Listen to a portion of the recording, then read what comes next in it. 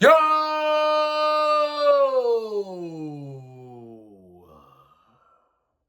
What's good, y'all? It's Project Man, and today, or tonight, I should say, we being more accurate, we will be talking about two things. Not in this video, but we're going to talk about something in this video, and then there'll be another one.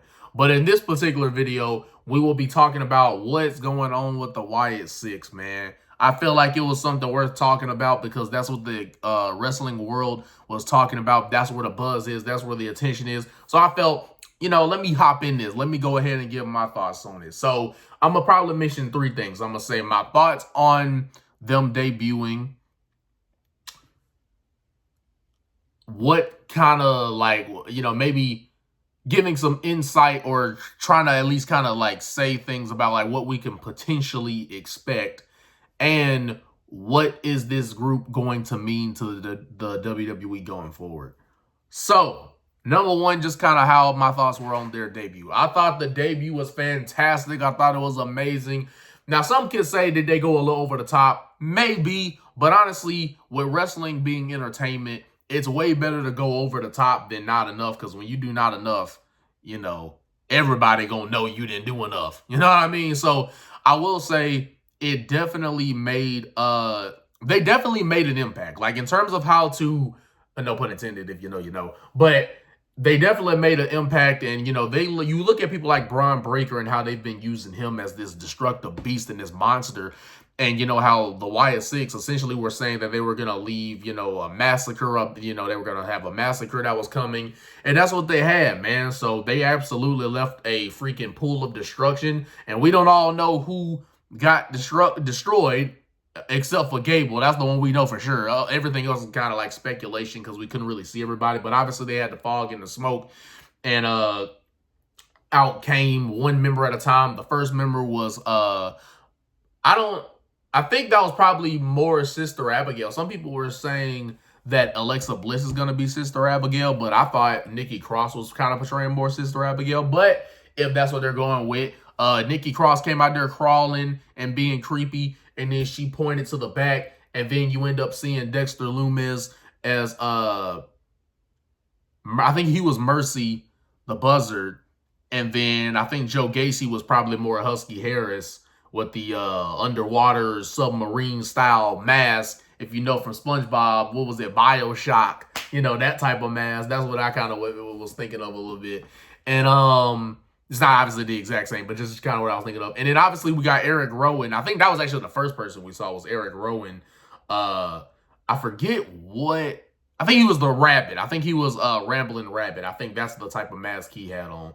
So, and then obviously, last but not least, his real-life brother, Bray Wyatt's real-life brother, Bo Dallas, a.k.a. Uncle Howdy. So, we got Uncle Howdy, Rambling Rabbit / Eric Rowan, I guess probably Huskus, the pig, with being Joe Gacy. Dexter Lumis was being probably Mercy the Buzzard, and then most likely Sister Abigail was Nikki Cross. Now, my thoughts on the debut, like I said, I thought it was very nice. I thought they, made them look destructive. And, I had seen Undertaker actually say this on a podcast that, what made his character stick out was, you knew no one else on the show was doing anything like that. Nobody was doing stuff in the way that the Undertaker was doing it. And it made me realize it's kind of the same thing with this faction. Nobody else is doing the supernatural, not necessarily supernatural things, but having that supernatural, creepy, weird-esque vibe, horror movie style vibe.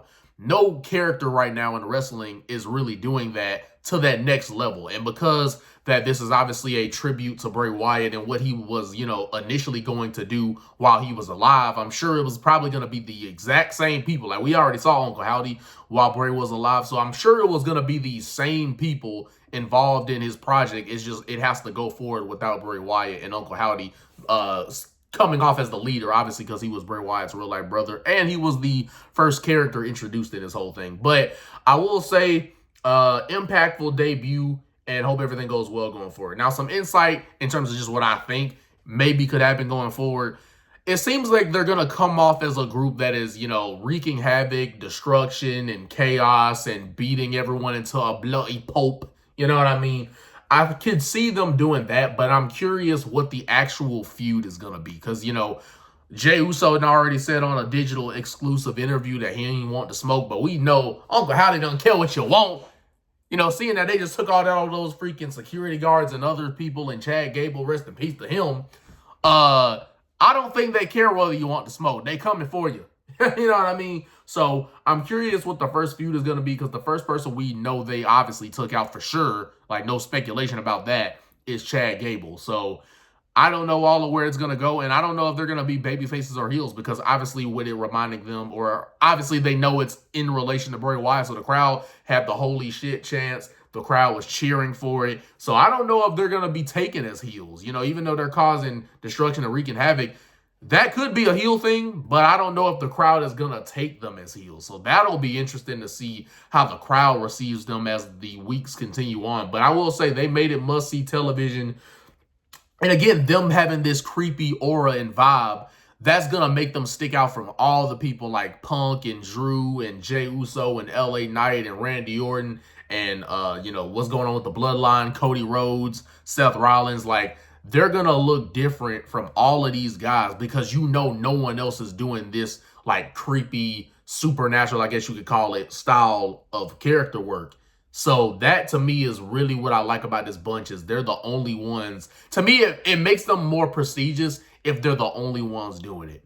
Because Final Testament tried to give off a similar vibe, but you knew they weren't going to get supernatural. You know, they was just kind of all about the dark, you know, backstage promos or pre-tapes, you know, but you knew they weren't going to be any type of thing like how they were, like how Wyatt's Sick faction was this past Monday night, aka last night.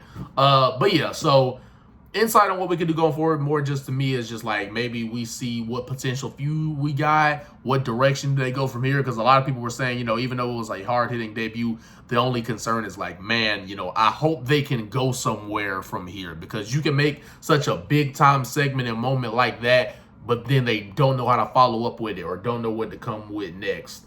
But yeah, just as far as insight, that's what I got on it. As far as like what kind of I think will kind of be the thing in the future. And then I guess the last thing would be, I think I forgot what I said for the third one, but I guess the last thing I gotta say would be that obviously this was going to be the faction with Bray, but because Bray's gone, they have to do what Bray's plan was already, but except they just have to do it without him. So hopefully this doesn't affect their wrestling matches. Like, I'm fine with some creepy vibes, but I hope it doesn't heavily affect their wrestling matches in a way where like you could still, you have that creepy vibe and still have good matches, and have times where if you no-sell something, it makes sense, right? We can't get to that point of no-selling where like now the match is just going to get ridiculous because, you know, now they have to all no-sell things and all that. Hope it doesn't get to that point where like there's just so much no-selling. Like here and there when it makes sense, I get it. But hopefully that's not like a common thing that we see. But yeah, hopefully the group goes well. Hopefully the promos go well. You can have that creepy vibe, but hopefully the promos go well and we truly understand kind of what their goal is here. That's my own, that would be my only concern, is that they may lose plot of kind of how all this is supposed to go, or maybe the promos aren't as strong. But these are just like concerns I would have. These are not things I think are going to happen, but these are things I'm like hoping aren't going to be funny enough. My concern is that these things is hopefully these things that I'm saying won't be a concern.